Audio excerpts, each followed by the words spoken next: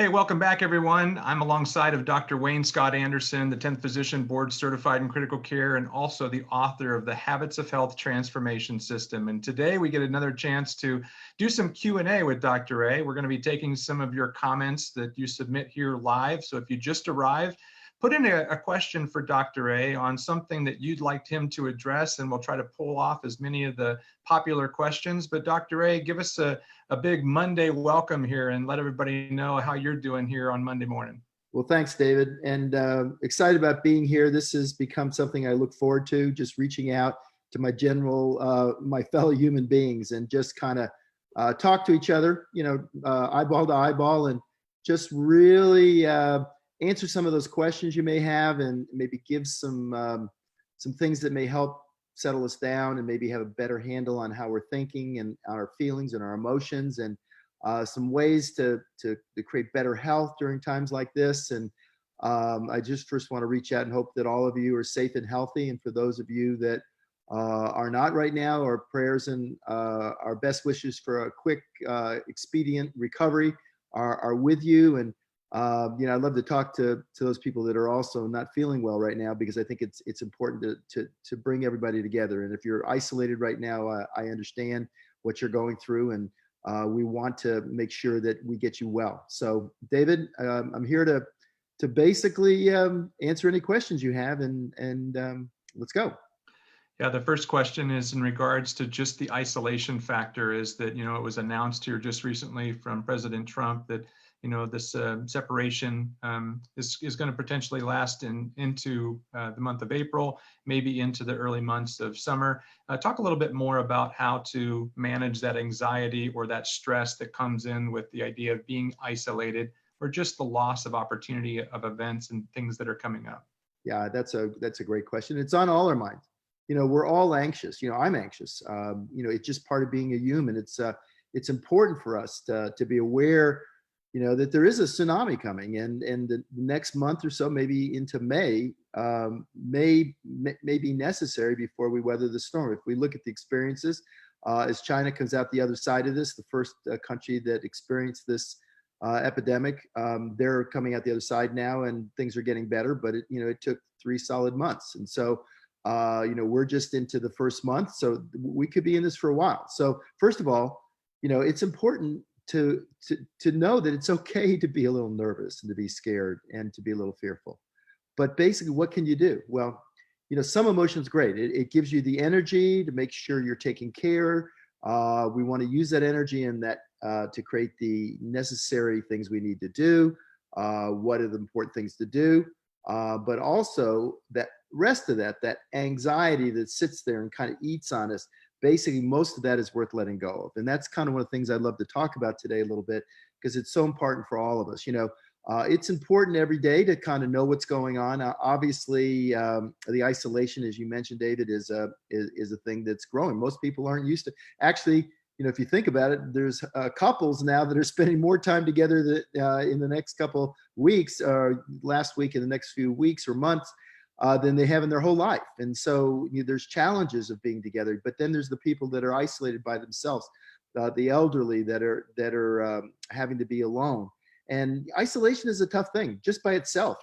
We know this. We know that in prisons, when they isolate people, it's the worst form of punishment. And so the beauty is we have this device we're using today, this video conferencing that we can do. And so although it's imperative right now, and by looking at the countries that have isolated physically, it's important. It's really important. It's the one thing we can all take ownership of and do. Stay at home, stay at home. But here's the other part we can do. By reaching out to others, by first figuring out kind of what's going on in our own thoughts and our own feelings, and then reaching out to others and helping them become calmer, is a huge, huge, huge way to add great benefit to our fellow humans. And so, what I suggest is, kind of make a schedule and look at, while you're home, if you haven't been home, make a schedule of what your day is going to look like, and get up in the morning. If you're a night owl, or what we call an owl versus a lark. If you want to, you can do it in the morning, but look at once a day.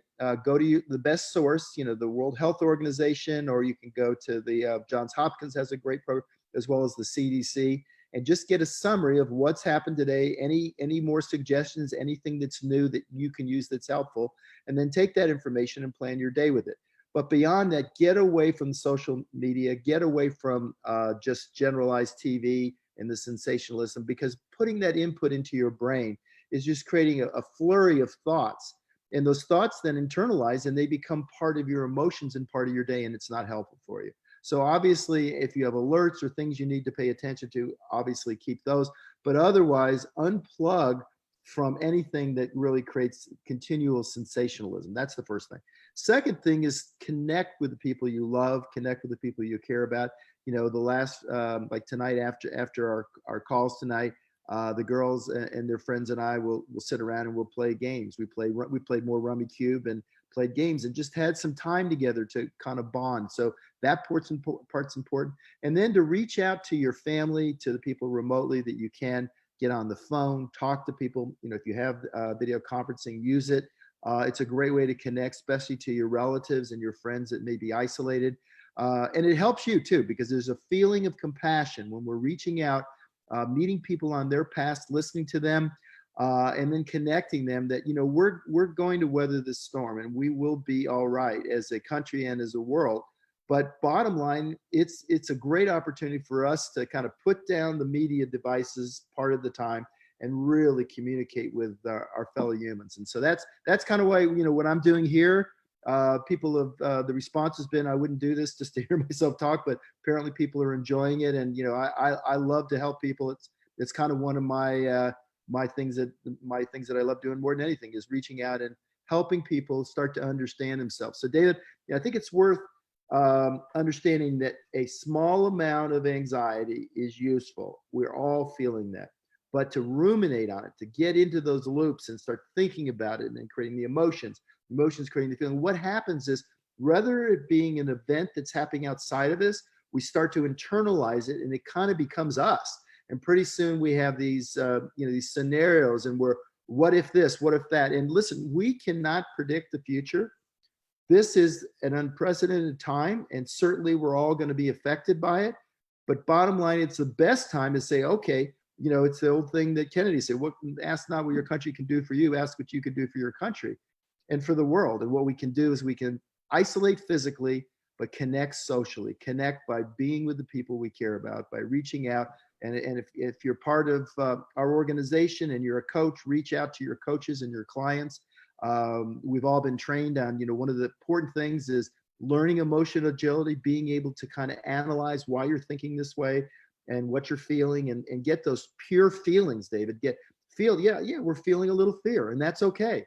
Or maybe we're feeling a lot of fear. So feel that feeling, let it go through your body and then say, okay, what can I do? Because when we can bring back control for ourselves, the people we care about and love, and that's what the Habits Health Transformational System is all about. It's actually a plan way before this pandemic. It's a plan to take control and take responsibility for our health and for our life and for our well-being. You know, the part up here is critical.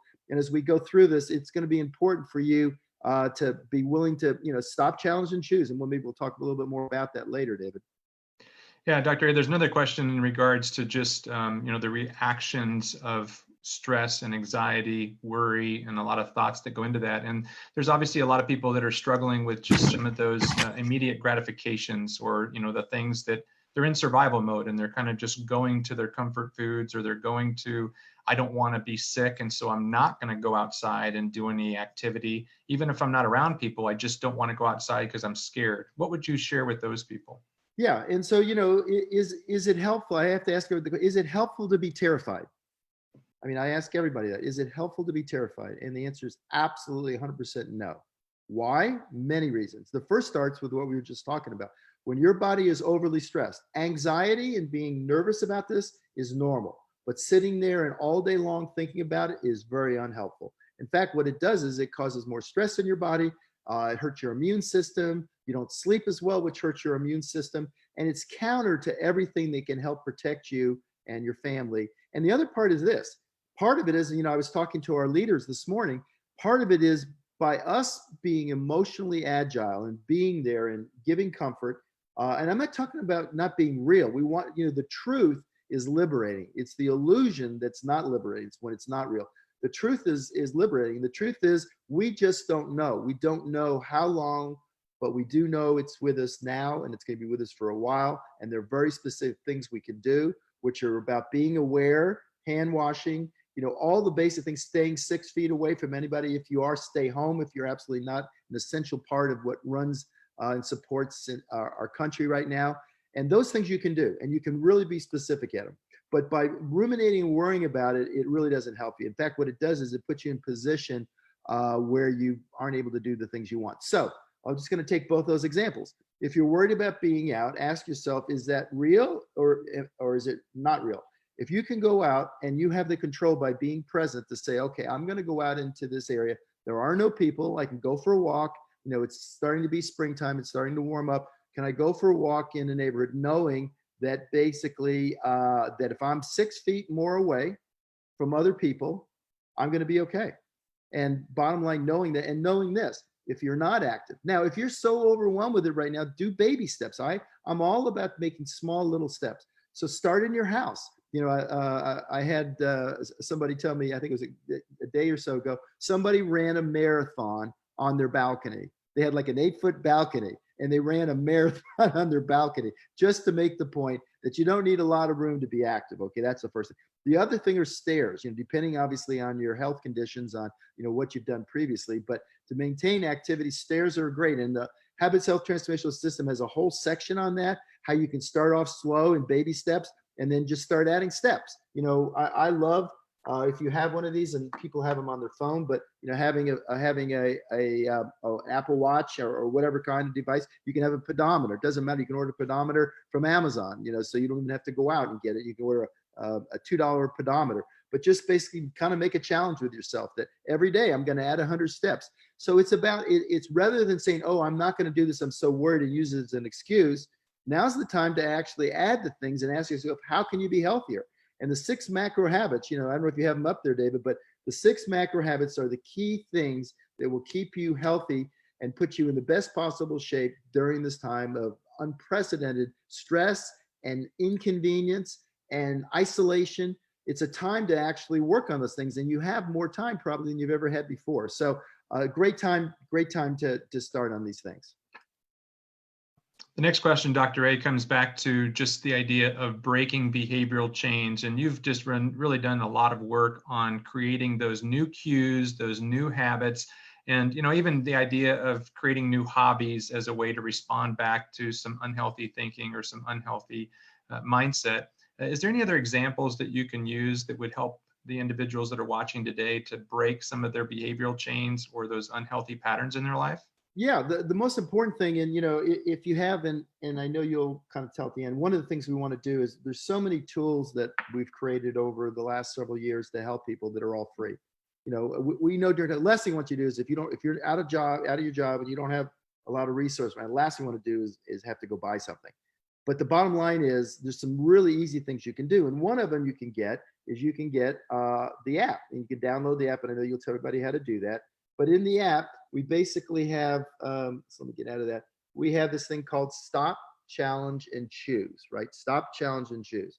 And at the most basic level, what most people don't understand is that we're not victims. We can take control of most of the things in our life. Obviously, we have no control over the contagion, but we do have control of how we respond to this period of intense social upheaval. And how we can do that is we can challenge ourselves not to just react immediately. We have a tendency as humans to have a stimulus and have a response. We get stressed out, we go eat a bag of M&Ms. Someone talks, says something on the news, we go get a hot fudge sundae out of the kitchen. What we can do is we can stop when we start feeling that icky sauce. If we're feeling anger, kind of we'll feel it in our jaw. You're feeling like you're nervous, it could be in your throat or in your belly. If you're emotionally really upset, you can feel it in your chest area. When you start to feel that icky sauce, and we're all feeling it, what you want to do is stop, challenge, why am I feeling this?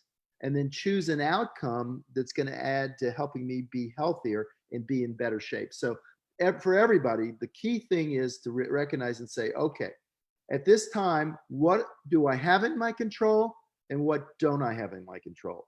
And what I have in my control is the ability to take up this simple little stop, challenge, and choose. And you can download this, it's free. And when you feel it, stop, write down what you're feeling, then challenge why you're feeling that way. And then you can choose, and then you can choose an outcome that basically adds you where you want to go. So what I would suggest everybody does is in the free time you have when the kids aren't running around crazy, or in the morning or in the evening, I would sit down with a little time by yourself, find a quiet area and write down, okay, in the 6 macro habits, and the 6 macro habits are, how am I doing in my weight management? There's no question that people that are just mindlessly sleepwalking through their day, responding to the stress, they're going to gain weight. Most of them are going to gain weight because we're going to eat, as you said, the unhealthy food. We're not going to be focused on that. We're not going to be as active. And so we're going to start having our balance of weight go up. We don't want that. Number one, you won't feel as well. You'll feel lousier. You emotionally won't feel as good. And physically, you'll be in poor shape. And gosh forbid if something does happen to you, as far as your ability to handle. So weight management is the first one. The second one is healthy eating and hydration. It's so critical that we're eating lots of fruit, vegetables, red, green, yellow, all those things when you go to the grocery store. Or now, we just started doing this today. We were going, one of the girls were going to the grocery store, but we decided it makes more sense now to actually order in. So we make sure we get lots of bright colored vegetables. They're full of antioxidants, which help protect us and put us in the best possible shape. Third, hydration. All day long, you should be drinking lots of water, not sugary, syrupy things, not a bunch of alcohol or beer, but drinking water and derivatives of water that don't have any calories in them. More hot water we have, the more hydrated we are, the better our immune system works, the better we work. And the better we feel, by the way. You have a lot more energy when you're not dehydrated. Next, habits of healthy motion. We talked about some of the things, I started doing at the end. I don't have any exercise stuff here, but at the end of my bed, there's one of those things that I don't even know what the heck the thing's for. It's like a bench or something. I guess you're supposed to sit there and put on your shoes. But anyway, I'm using it to do sit-ups, and I'm up to doing about 100 sit-ups every day. And I'm doing that because bottom line, I need to stay in shape, and I'm not able to go out and do the things and travel around. So you can take things from home. You can take jugs. I started using I have 2 of these big laundry detergent plastic things. I don't have any dumbbells. I started using those to lift weights, right? Bottom line is, whatever you can do, look and start making more motion. Next is sleep and energy management. This is a key one. If you're sitting here and thinking about this all day and then watching TV till midnight at night and watching all this stuff on the news, you are not going to sleep well because you've already programmed your brain to be in a state of high alert. That's the worst thing you could do. Take control and have that twilight hour. And you can read about this in the Habits Health Transformational System. There's a great thing in the Life book where you can start now patterning out your day and then your evening. And what am I going to do in that hour before bed? Shut off the electronics. Make sure you're putting yourself in position so that you can actually get some rest. So when you lay down, your thoughts are over, you're finished with that, you're in a cool room, it's dark, it's quiet, and boom, you go to sleep and get that 8 hours of sleep. So when you get up in the morning, you're ready to go. And then energy management. When you get up in the morning, spend some time with yourself, planning the day, deciding, okay, I'm going to go down and I'm going to take whatever source you pick to see what's going on. What is there anything new I need to know or understand? If they uncovered anything else that will help me be a better citizen, and we should be citizen scientists now. And that's kind of why I'm appealing to you as a physician, is that we should be in charge and scientists in terms of our own management of our own health and our own life within our own home, and make sure we're teaching our kids to do the same. We had the kids are still going out, and a few things they were doing it in sanitizing. And we said, okay, these things aren't essential. Savannah today, she wanted to go to the car wash. I said, no, she washed her car, went outside, got some physical activity and washed her car. And she would say, well, I got all these spots all over. Hello, you need to wash it off with fresh water. So anyway, they're learning skills and doing things. So the bottom line, it's a great opportunity to re-engage with your family. Next beyond that is obviously the healthy mind, which I've touched on, and then surroundings. Make sure the things you're bringing into your house to eat are healthy. Now's the time, because you have a lot of motivation to go out and get a Haagen-Dazs ice cream at 10 o'clock at night. But probably you can't get it anyway, but if you don't have it in your house. So don't bring that stuff into your house. It's a great opportunity to take pride in that you're taking control of your health and your life, David. Great. So good, Dr. A. So for those of you that would like to get more information, please go over and visit habitsofhealth.com and check out the system resources. There's also some great blog posts that relate to a lot of the different topics that Dr. Anderson talked about today. You can gather more resources. You can download the free app. You can even download or watch some of the videos that kind of preview the different elements inside of the Life Book. And if you'd like to be a part of a healthier community, or you'd like to be around people that are making progress on developing the habits of health, reach out to the person that invited you to watch this video or shared it on their wall, because they likely know about the healthy community. They likely have a coach, or they are a coach that is guiding people on this journey to develop the habits of health. Dr. A, this Wednesday night, our Habits of Health community webinar time, which is very similar to just what we're doing right now, is on the Life Book element number 7, and it's on creating a leptogenic or a new healthy world. Would you just give people a quick preview of what they can expect to learn in element number 7 in this week's Habits of Health time? Yeah, so just if you're not familiar with what the Life Book is, it's called Your Life Book because it's your own individual story that you're going to create over the next 12 months. And it starts off by you writing your story about where you are now in your health and in your life and how that story, and then we evaluate and do a health assessment and then evaluate through the well-being evaluation where you currently are in terms of your scores. And then what we do is over the next 26 lessons or elements, we help you now write a news story. And so the element that David's talking about tonight, the new leptogenic world, lepto, we've heard probably of obesogenic world, which is the world we live in that causes obesity. A leptogenic world is how you can now change your surroundings and create a world where you'll remain thin and healthy. So what's nice about this call is we bring on lots of people from all different vantage points, candidates that are just starting, clients that have been on the program, and our coaches who've had amazing success. And we all give just lessons of experience and stories that can help empower you on your journey as well. So I love the calls. David, you've been instrumental along with Amber Smithson and several other of our coaches of setting these up and creating such a great example. It's such a great resource for people. So absolutely. Plus, at a time like this, it's great to be around positive minded people and people that, are going to take control, take back that control and be the dominant force in their own life. And that's what we're about. And hopefully you guys will join us on that Wednesday night. Great. Thank you, Dr. Ray, for sharing with us today. And hopefully you guys are enjoying this. If you haven't already, be sure that you like the page so that you get notified when Dr. Ray posts or goes live again. This week, every day at 5 p.m. Eastern, 2 p.m. Pacific, we are going to be going live, sharing hot topics and answering questions. So please share this, put a little note and reminder in your phone to join us tomorrow and every day thereafter, or just check back on the page and click like, and then you'll get a chance to be notified of different recordings and other posts that Dr. Ray shares every single day. Yeah, thank you, David. And if you have any questions, please, where can they send their questions to? Because that's what this is about. This is about finding out how we can help people be better informed and understand some of the things they're going through. Yeah, go ahead and post them in the comments here, or you can go directly to Dr. Anderson's Facebook page, which is Dr. Wayne Anderson, and it's his public page where you can make comments on different posts or ask questions as a comment on any of the posts that we share. So thanks, everybody. We look forward to hopefully seeing you guys all tomorrow when we do another Facebook Live. Thanks, everyone. Be healthy. Thank you.